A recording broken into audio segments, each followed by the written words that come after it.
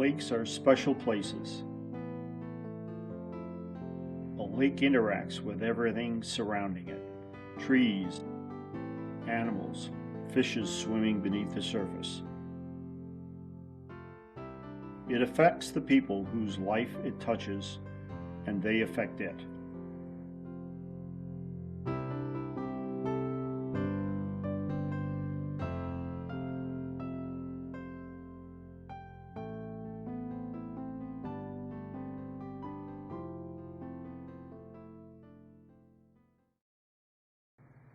From Connecticut's northwest corner, the Housatonic River runs down the state to Long Island Sound. The Shapog Dam forms Lake Lillinonah. The Housatonic supplies considerable power to the region. Hydroelectric dams were built to harness that power. One unfortunate aspect of the dam is it makes the lake a catch basin for a huge watershed. The lake's northern boundary is Bleachery Dam. Above Bleachery is the upper stem Housatonic. The watershed extends far northeast into New York and north into Massachusetts. Unlike free-flowing rivers, Lake Lillinonah has no natural flow. The water is built up or ponded and then released to power the dam's turbines.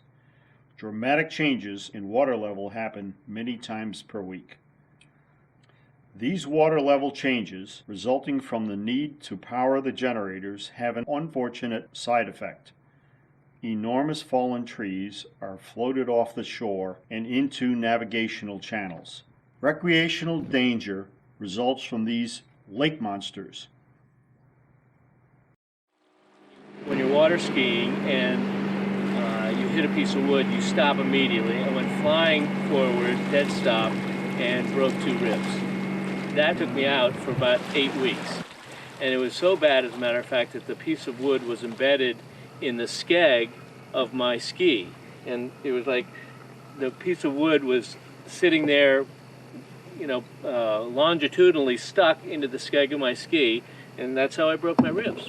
Yeah, it stops the ski dead in the water, and the body, of course, keeps going at 30 or 40 miles an hour. So you hit the water with such force that it will break a rib. And John's not the only friend we've had here who has been injured. We have another friend who's a very serious skier. He's a 4-event skier. He can trick ski and barefoot and wakeboard and slalom ski very well. Same thing where he was skiing, hit a piece of wood, and it forced him to hit the water so badly that he broke 2 ribs, one of which punctured a lung. And that was the end of his summer. New neighbors and Friends of the Lake members were out in their new boat for Memorial Day weekend, and there was a lot of wood this Memorial Day on the lake. And they hit a piece of wood so hard with their boat that it bent the propeller to the point where they couldn't use the boat for the rest of the day. They ended up pulling the boat out, and it was early afternoon, and that ruined their day. And it's probably a $300 to $400 propeller they had to have repaired or replaced. Keeping water below the maximum permitted level is key to safety, especially during holidays and during the summer in the peak recreational season. As part of its FERC license requirements, First Light and Power operates a skimmer and crew that remove hazardous driftwood. The skimmer is in operation for a limited time, 28 days in the summer.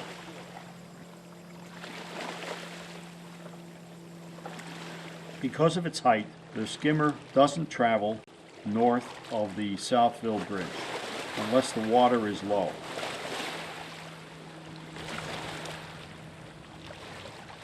Logs and snags wading beneath the water make the lake dangerous for recreational use, an issue which must be addressed.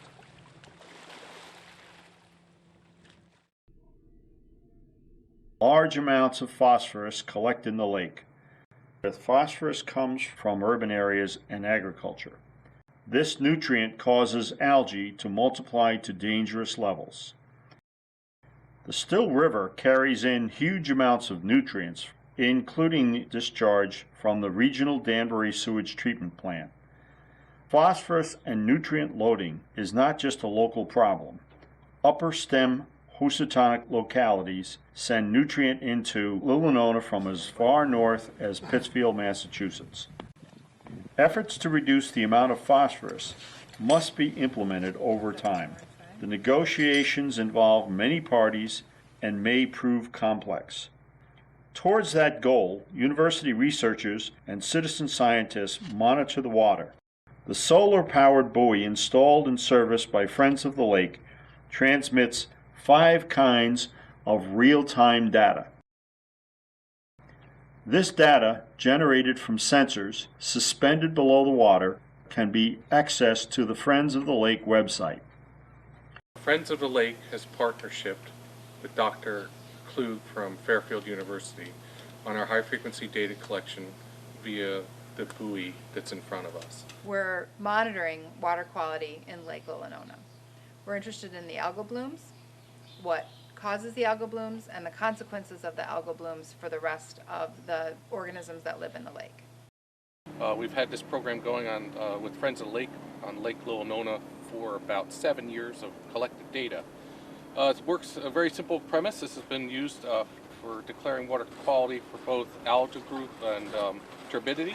And we simply drop it down. It cannot be done in the full sunlight. We do have meter, half meter marks on our rope as we deploy this down. Simply drop that until you can no longer see the white and black. Either it's turbidity or algal growth that blocks that. Now it's starting to get very hard to see. We're at 1 meter now, just a little over a meter, meter and a quarter. I cannot see it anymore. I bring it back up and I can see it now. So it's just 1 meter of clarity, and then I pull it up. And the second aspect that we do, we pull half that distance back. We're actually monitoring the species type and color to the best that we can without looking through a microscope. So we're recording that as a 1 meter Secchi disc today. Friends of the Lake organize a yearly cleanup. Volunteers go out in pontoon boats and manually remove tires, docks that have broken free, and enough garbage to fill several dumpsters. The cleanup has a huge positive impact on the beauty of Lillinonah. Anyone who loves nature can join in. Pursuing solutions involving so many people and interests is a slow and daunting process. Over time, step by step, these solutions will come to pass.